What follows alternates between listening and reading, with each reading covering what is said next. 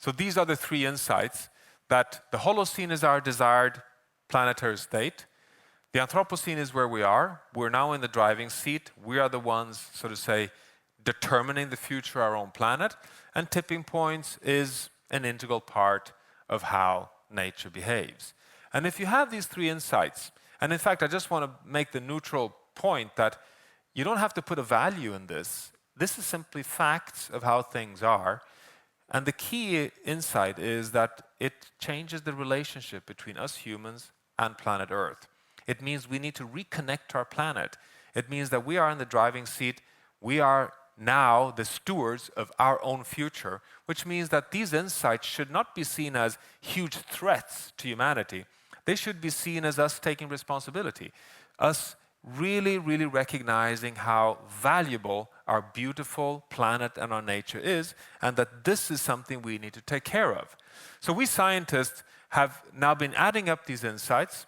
They have come into place just the past 5-10 years, and these insights has led, of course, science to pose two very, very central questions. The first question is, well, if we know that the Holocene is our desired planetary state, and if we know that we're in the Anthropocene, and if we know that tipping points, potentially catastrophic ones, cannot be avoided, the key question is, of course, what are the processes, the environmental systems that enables us to stay in the Holocene? That's question one. You know, what is it that regulates our ability to stay in our desired Eden's garden? But the second question is more important. For each one of these systems, could we scientifically identify if we have a control indicator or variable? Could we identify a boundary beyond which we risk catastrophic tipping points, but within which we can create a safe operating space for humanity to have a good future on planet Earth? And we gathered the best scientists in the world already in 2009, 2006 in fact, and after 4 years of work, we published our findings in 2009, which resulted in what we call Planetary Boundaries. So Planetary Boundaries does this very complex but still simple, straightforward analysis of what does it take for us to stay in the Eden's garden, to remain in the Holocene, in order to have a high chance of a good future for humanity. And we try to scientifically identify what you see in green here, which is a safe operating space. And we turned every stone you can think of. We gathered the best climatologists, ecologists, hydrologists, oceanographers, Nobel laureates, everyone we could find that understands the planet. And we asked them, what is it that controls the planet? And the result was 9 big systems. And you'll know them all, I'm sure. And not surprisingly for anyone in this room, of course, climate is one. A stable climate system. We need a stable climate system. You saw that Holocene graph in the beginning. We need stable oceans because oceans deal with heat, they deal with acidification, they're like a thermostat of the entire planet. And we need the stratospheric ozone layer. You know, the stratospheric ozone layer that protects us from dangerous levels of UV radiation from the sun. So these are kind of obvious planetary systems that regulate our future on this planet. But then more surprisingly, we have 4 planetary boundaries that are not so visibly at the planetary scale. They kind of work under the hood of the Earth system and regulates the resilience and kind of takes abuse and can buffer and deliver and work for us. And that is biodiversity. So believe it or not, every organism, every animal, every plant, we can talk of them as being beautiful and important for our future, but they deliver for us the stability of the planet. Microorganisms in the soil builds organic matter which takes carbon. Trees takes up carbon and delivers rainfall and keeps the temperature and the quality of the air intact. Every animal has its ecological functions and delivers on that. Believe me, every species counts on the planet. Soil counts on the planet. Nitrogen and phosphorus are the 2 big cycles together with carbon that regulates the fluxes between the atmosphere and the biosphere being the nature. And finally, fresh water. Fresh water is the bloodstream of the biosphere. Without water, no life. Without water, no Holocene. So those are the 4 slow variables that actually regulates the entire future for humanity. So that is 7. And then we have 2 left. And the 2 final ones are the aliens, we jokingly call them, because they're totally man-made or human-made. It is chemical pollution, everything from, persistent organic pollutants, from pesticides all the way to plastics. And finally, what we call aerosols, which is air pollution. And you may have read of the smog we've seen in Beijing over the last week. When we burn carbon and when we burn biomass, we create so much smog and big particles in the atmosphere that it even shades incoming solar radiation and changes the rainfall patterns at regional level. We can actually change the whole Asian monsoon system and potentially living conditions on Earth. These are the 9 systems. We launched that, we quantified and proposed boundaries, and 5 years later, this year, 2015, we did an update and we gathered science, and it's been incredibly scrutinized among scientific colleagues around the world. And it's very reassuring for me to be able to say that in the update, we were not, criticized for having forgotten the 10th boundary or that we had 1 too many among the 9. No, the 9 were reaffirmed, and actually the quantifications were improved. So my conclusion to you tonight is to say that if we can manage these 9, if we can become planetary stewards and manage our beautiful small planet and keep these 9 within sustainable boundaries, then we have a very high chance for us to live prosperously and good within the safe operating space on Earth. And I can just tell you that these boundaries have now reached way outside of science, and it's been creating a lot of enthusiasm and engagement in business and societies and civil society and political leadership. So the Sustainable Development Goals I mentioned in the beginning have actually been, in a way, tailored behind these planetary boundaries. And we're seeing more and more recognition that, yes, we are a big world and we need to stay within the ceiling of what the planet can take, and that this really makes sense. So you can actually feel reassured today that you're starting to see the kind of reaction in the world on this work. And in fact, on climate in Paris, the boundary, you see the point between green and yellow there, is actually put at 1.5 degrees Celsius, exactly where Paris landed. So we're starting to see things moving in the right direction. The key now is, of course, to transform the world into that safe operating space, because as you can see in red and yellow, we're not inside the green on everything. In fact, we've gone too far on biodiversity, we've gone too far on climate, we've gone too far on forest, and we've gone too far on nitrogen and phosphorus. So there's much to be done. Everyone has to kind of gather together for this transition. But the point is that this is actually a new framework that can guide humanity's future in this very delicate stage for humanity. Now, I'll just go very quickly to close to say that things interact very closely. I won't go through the scientific details on all the risks we're facing, but just to say that what this implies is that we need to rethink our future. It means that we have to become planetary stewards.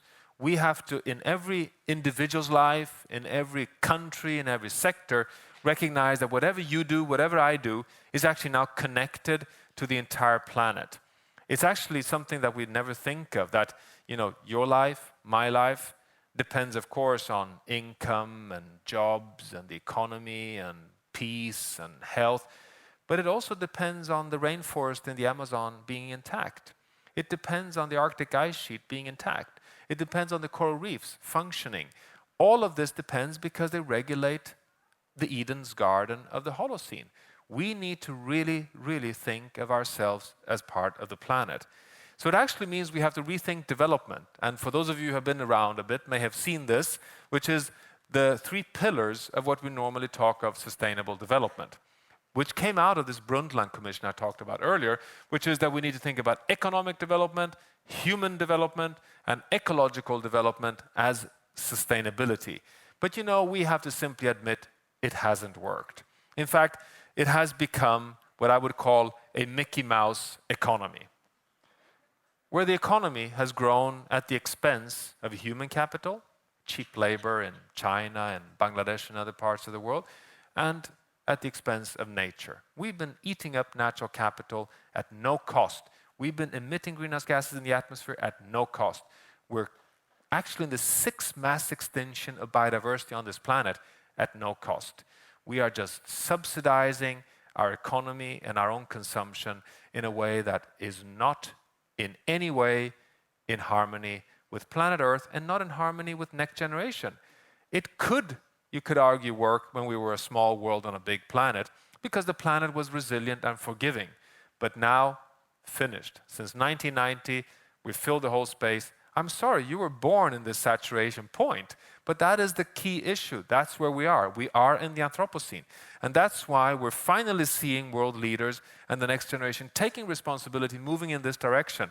An economy, yes, we need economic development. We need innovation. We need economic growth. We can have economic growth and innovation and transformation, but it needs to deliver to societal goals that are accomplished within a safe and stable planet, meaning that we need to stay within planetary boundaries or global targets for environment, whatever you want to call them.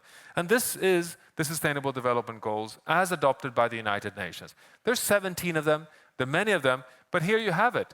The climate boundary is there, the ocean boundary is there, the land boundary is there, and you see the water boundary up on the 6th goal here. This is a remarkable recognition. You know, the Millennium Development Goals had nothing of this. We've never seen this before, and this is something that is now happening very decisively in the world. I just want to take this final little slide here to end with, which is that we have an enormous responsibility as our generation. We have been part of this exponential journey. We are finally waking up and starting to really take courageous, big decisions to enable a transformation to a sustainable future for all humanity on our small, beautiful planet. There's a rising recognition that it's now time for us to leave nothing behind for our children, basically nothing behind for you, which is we need zero poverty on this planet, we need zero biodiversity loss, and we need zero emission of carbon dioxide from burning of fossil fuels. And with Paris just these last few days, and with New York earlier this year, at least we're turning page with a recognition that now is the time to start moving. I don't know if we'll succeed. In fact, science indicates that it's a very, very high speed we now need to transform ourselves. It is an urgent matter, in fact. But with the rising engagement that we're seeing around the world, there is a very high chance of success. And one thing is certain, that we have the technologies and the innovation pathways to actually transform ourselves into a sustainable future, which moreover will not be a sacrifice.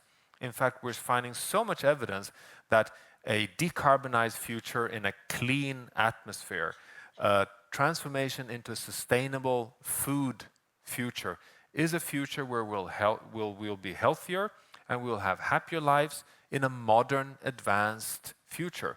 We're moving, as I wrongly say sometimes, because I'm kind of accused of not being allowed to use kind of company names, but it's a Tesla future. You know, it's an advanced future where we are at the real cutting edge of technology, and we are actually doing that within a safe operating space. And this is the new challenge for humanity in my mind, that use our genuine, huge inventive capacity as smart human beings, but not allow that invention just to consume more and move even faster towards destroying the planet, but we need to do this within our safe operating space so we sustainably invent better ways for us to live. And believe it or not, but there is a lot of signs that this actually can happen, but we need to really work together. And I've been talking much too long, I realize. So I'll stop there, and thank you very much.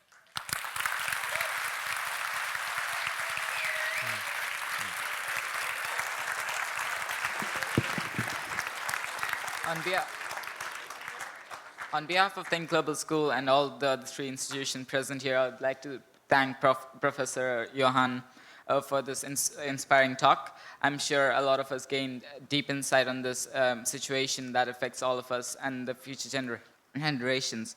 I'm sure that all the future change makers and leaders present here must have been inspired to carry the torch of the COP21 conference. Thank you, Mr. Johan. Thank you.